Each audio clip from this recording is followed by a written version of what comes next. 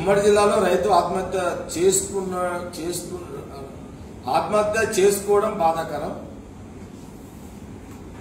అది లెటర్ రాసిపెట్టి చెప్పి అతను అది కేసీఆర్ లెటర్ రాస్తూ చనిపోవడం. నేను చాలా సందర్భాలు చెప్పడం జరిగింది. తెలంగాణ ప్రాంతంలో వరికే మొదటి ప్రాధాన్యత రైతులు ఇస్తారు.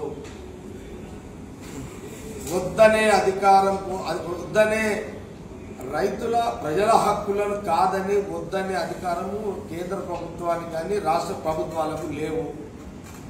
ప్రజలకు కోరుకున్నదే చేసే విధానము ప్రభుత్వాలది. ప్రజలు ఏది కోరుకుంటే అదే పరిపాలన రాష్ట్రంలో కానీ కేంద్రంలోనో కానీ జరగాలి. ఇది రాచరిక పరిపాలన కాదు, ఇది ప్రజాస్వామ్య పరిపాలన.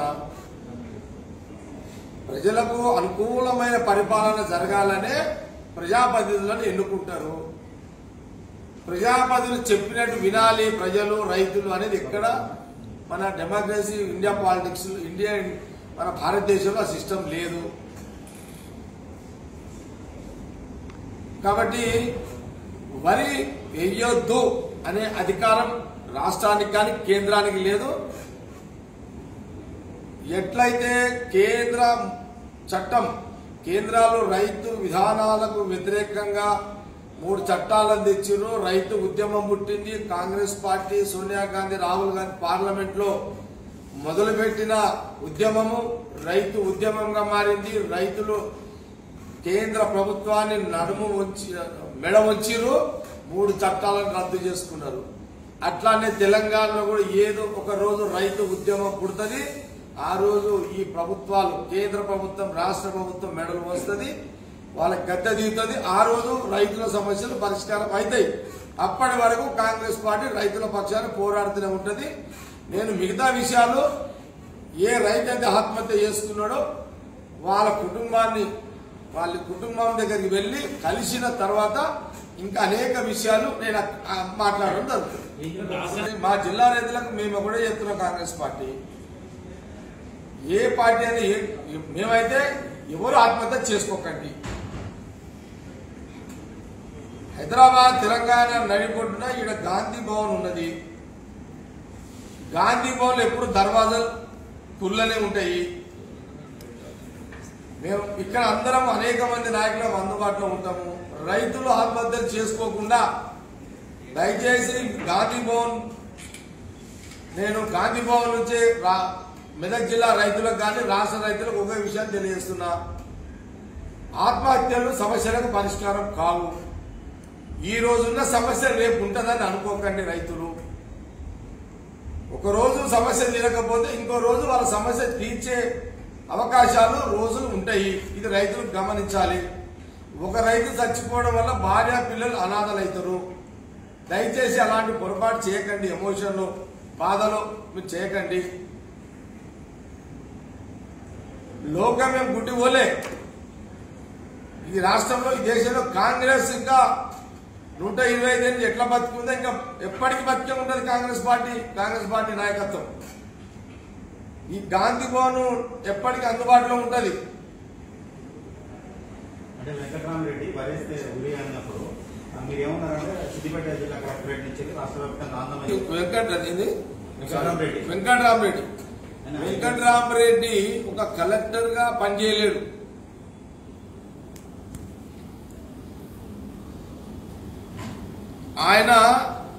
ఆయన బతకడానికి, ఆయన కుటుంబం బతకడానికి, ఆయన వారసం బతకడానికి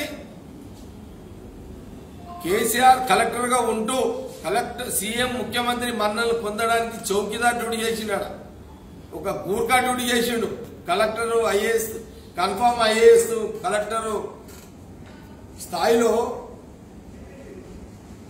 ఒక గూర్ఖా డ్యూటీ చేసిండు. ఐఏఎస్ డ్యూటీ చేయలేడు.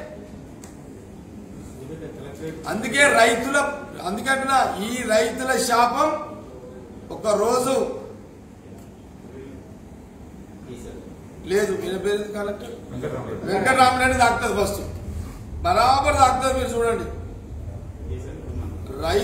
ఫస్ట్ ఈయన తాకితే ఆయన వాళ్ళకి తెలుస్తుంది ఆటోమేటిక్ ఖచ్చితంగా. ఎందుకంటే పరిపాలన రాజకీయంగా అనేకం చెప్పొచ్చు, కానీ నువ్వు ఈయన డైరెక్ట్ ఐఏఎస్ కాడు కాబట్టి ఈ సమస్య, కన్ఫర్మ్ ఐఏఎస్ కాబట్టి ఇన్ని సమస్యలు వచ్చినాయి. డైరెక్ట్ ఐఏఎస్ ఎప్పుడు కూడా ఇలాంటి పరిపాలన చేయడు. ఎందుకంటే 10 ఏళ్ల కాలంలో కాంగ్రెస్ గవర్నమెంట్ లో కలెక్టర్లను చూసినా ఐఏఎస్ డైరెక్ట్ గా ఐఏఎస్ ఇట్లా చెయ్యడు. ఇది ఓన్లీ కన్ఫర్మ్ కలెక్టర్ల పంచాయతీ. ఇదంతా వీళ్ళకు ఊడికలు చేసి అలవాటయ్యి ఇలాంటి ఊడికలు చేసి ఇలాంటి రైతులను పొట్టన పెట్టుకుంటారు. కాబట్టి ఏది ఏమన్నా రైతులకు కాంగ్రెస్ పార్టీ పిలుపు మేము చెప్తున్నాం ఏంటంటే, వరి వేయొద్దని ముఖ్యమంత్రి ఎన్ని చెప్పినా, మోడీ ఎన్ని చెప్పినా కాంగ్రెస్ పార్టీ మీకు అండగా నిలబడుతుంది. కష్టాలు ఇప్పుడు తాత్కాలికమే, ఏ రోజుకైనా కష్టాలను పరిష్కరించే దాంట్లో కాంగ్రెస్ పార్టీ రైతుల పక్షాన ఉంటుంది. ఉమ్మడి జిల్లాలో ఇప్పుడు నేనేమంటున్నా, ఒక 2 సంఘటనల రైతు ఆత్మహత్యలు జరిగినాయి కాబట్టి నేను రేపో ఎల్లుండో అక్కడికి ఆ స్థలానికి చేరుకొని ఆ రైతు ఇంటికి పోయి వాళ్ళ కుటుంబ ఆర్థిక పరిస్థితి చూసి అక్కడ మేము ఏమి సహాయం చేయగలుగుతామో చెప్పి అక్కడి నుంచే నేను మెసేజ్ ఇవ్వడం జరుగుతుంది. అందుకే సిగ్గుపడాలి బీజేపీ ప్రభుత్వం, కేసీఆర్ ప్రభుత్వం సిగ్గుపడాలి.